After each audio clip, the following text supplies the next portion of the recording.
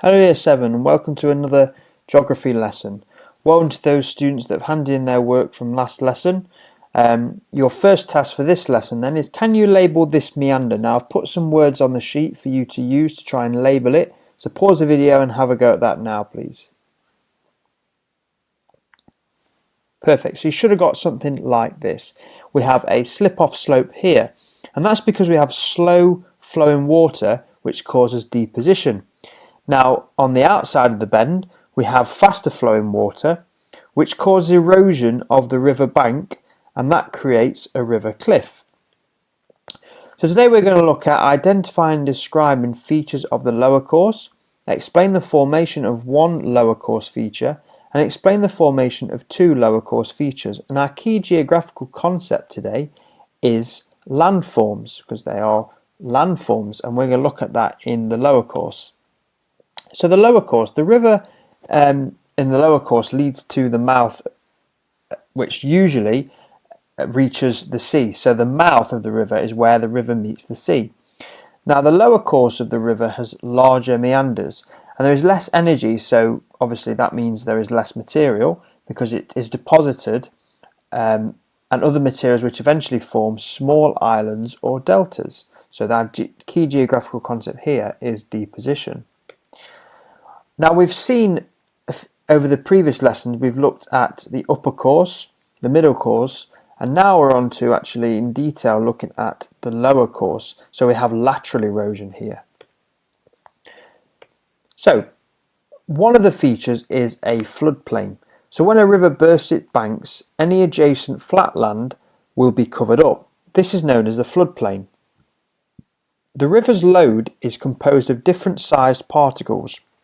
And when a river floods, it deposits the heaviest of these particles first. So the heavier ones are obviously going to be dropped first. The larger particles, often pebble-sized, form these levees, and this is what the levee looks like. The sands, silts and clays are usually deposited next, and then the silts and finally the lightest clays are deposited further along here. Every time the river floods, deposition builds up the floodplain, increasing its height and fertility. So, your task now in a second is to create your own diagram to explain the formation of a levee. But just note that levees are only formed when the river is carrying a mixture of the correct type and size of material in suspension. So suspension means it's basically suspended, it's carried within that river. And not all rivers flood and create levees and fertile floodplains. So pause the video now and have a go at that please. Okay, so you should now have looked at doing your diagram. We're going to go on to another feature now. But firstly, look at this picture. What questions do you have about it? Think about how is it formed, why is it formed, things like that. Have a think about what questions you would like to ask about this picture. Okay, so that was showing a river delta. And what I'm going to do is I'm going to play you a quick video to help understand what a river delta is. Divided into two kinds of people, The world is divided into two kinds of people, those with innie belly buttons and those with outies. Rivers also have innies and outies, not belly buttons but mouths. Where rivers flow into the sea, the land either pokes out or bends inward. But rivers don't have umbilical cords, so why do they have innies and outies? Well, coasts are the front lines between two opposing forces, land and water. In order for the ocean to invade the land, sea level either has to come up, or the land has to sink down or be eroded away. And in order for the land to advance into the ocean, sea level either has to drop, or the land has to build or be lifted up. Obviously, if sea level drops and then rises back again, there's no net gain on either side. But things get more complicated when a river joins the battle. For example, during the last ice age, sea levels fell by over 120 meters, and rivers cut deeper and deeper valleys to reach the falling seas. Then, about 18,000 years ago, warming temperatures began to melt the ice, and the now rising seas flooded river valleys around the world, creating giant estuaries and giving us the innie-riddled coastlines we have today. But when the steady landward march of the seas finally began to slow about 7,000 years ago, the coastlines around the mouths of some rivers began to gain back some ground. The key factor was the sediments that rivers drop as their currents slow at the entrance to the sea. Where the sediment supply was big enough and the ocean was calm enough, the dropped dirt piled up, eventually forming new land that both lengthened the river and divided it in two. Dirt would continue to drop out and build up at the mouths of both channels, splitting the river again and again and again, creating a new lobe of land advancing slowly into the sea.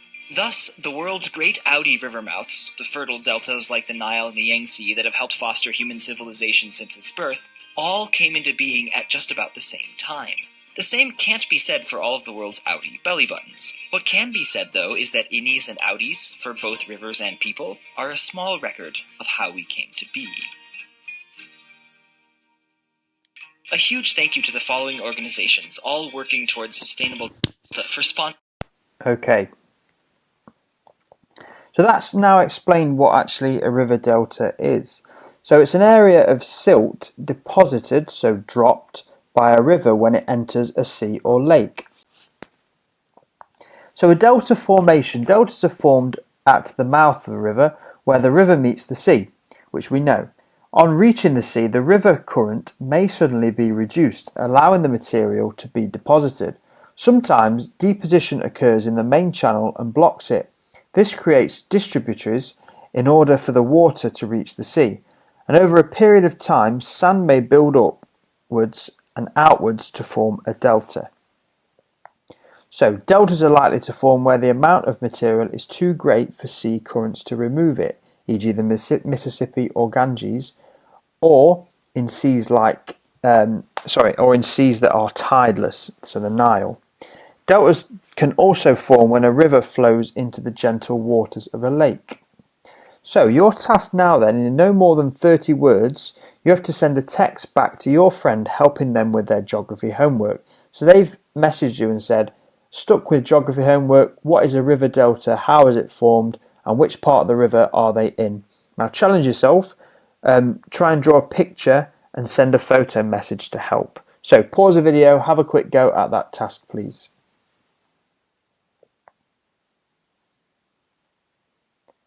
Perfect, so you've had some time now to have a go at that. I'm going to move on now. So, is the lower course of the River Meaden normal? Now our key geographical skill here is map skills, and here is the River Meaden. Do you think it is normal? Pause the video and have a think. Okay, so not really. It's not a typical lower course of the River Meaden, because the river doesn't actually merges with the River Morn and not the sea or a lake, which is typically what happens at the mouth of a river. Now there is no mouth, as I said, and there is no delta, as you can see on this map. So this isn't really a typical lower course, the River Meaden. So your task now is to explain the formation of features in the lower course of a river. And we've done this in previous lessons, so you're going to try and use this criteria here. So OK geographer, identify and describe features of the lower course. Good geographer to explain the formation of the lower course. And top geographer to explain the formation of two features of the lower course. Okay, so have a go at that task. Hopefully you are okay to have a go at that. But just to recap now, to make sure you understand this, is the lower course of the River Meaden here is not really normal. Just want you to really make sure that you understand that, okay? Because obviously it joins another river, so it's not a typical lower course of the river. So have a go at this task though now, and pause the video, and have a great week, Year 7. Thank you.